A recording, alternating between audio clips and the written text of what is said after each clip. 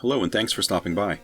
This is AlleyKat for the Commodore 64, programmed by Andrew Braybrook and published by Hewson. It was released for the Commodore 64 in 1986. This is the same developer and publisher that programmed the Commodore 64 game Uridium. I'm playing this game on a C64 full-size console, not the original Commodore 64. AlleyKat is a cross between a racing game and a shooter. You're a speeder pilot, competing in a variety of different races scattered across the galaxy. You select the game you want to compete in, and assuming you can afford the entry fee, you race. Not all games have an entry fee, just some. Your earlier races don't have a cost associated with them because you have no funds to start.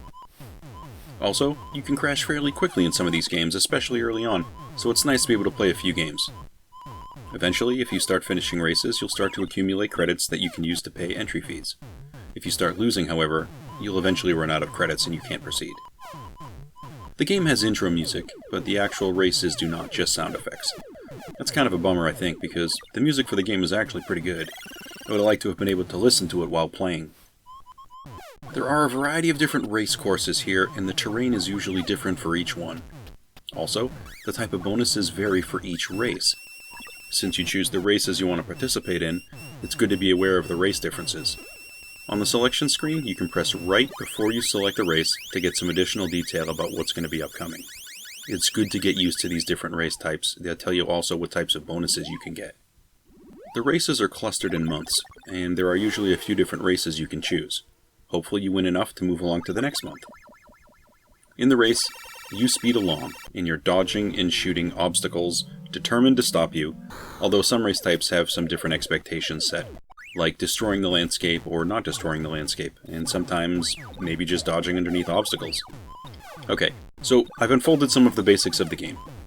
What this game has successfully done is remind me how important it is to read the manual for certain Commodore 64 games. Seriously, you should not pick this game up and just try to play it. It will drive you crazy. Read the manual before you play it, or you're going to crash, or you're going to race around and have no idea what you're actually doing. I was new to this game a few weeks ago, and I was totally guilty of this. The bottom line, I think, is that the Commodore 64 has only one controller with one button.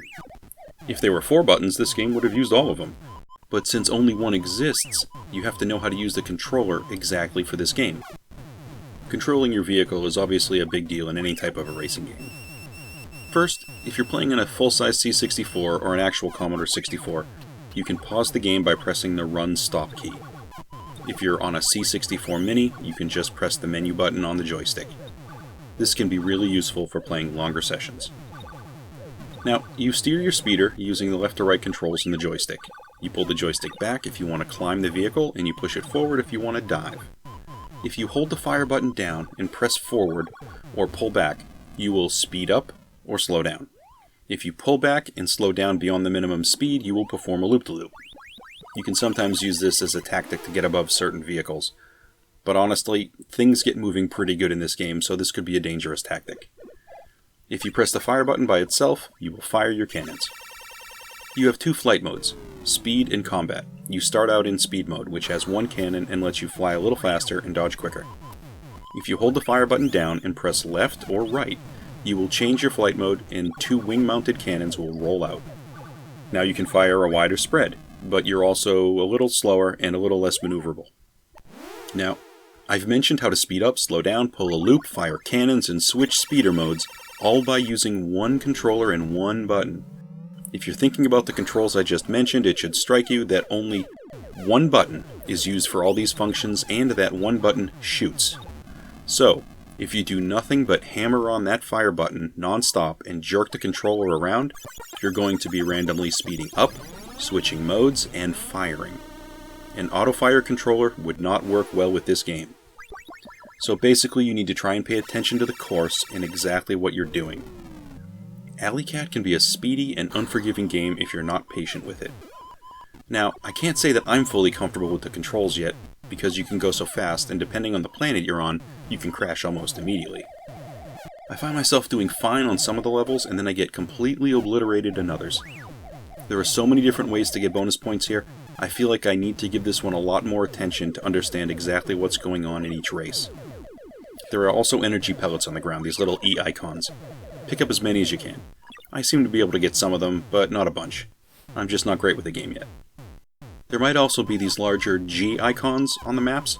These are bonus points, just roll over them and you'll get extra points. Overall, you need to slow down in this game. I feel like my natural inclination is always to try to go fast in a racing game, but that's definitely not this type of game. At higher speeds, with the levels having basically one main color, some items are really hard to visually interpret when you're flying fast. Slowing down seems to be the only way to progress properly and not crash. Still, though I find this one visually difficult at times, the landscapes are certainly varied, with new shapes and obstacles in almost every map. Also, I do appreciate the color changes for the different races, even if these are a little confusing. It's the little changes that makes games feel a little less boring and definitely keeps them more interesting. The crashes are also pretty great here too, although crashing is certainly not something you want to aspire to. Well, that's all I have on AlleyKat for the Commodore 64. Thanks for stopping by, and I'll catch you next time.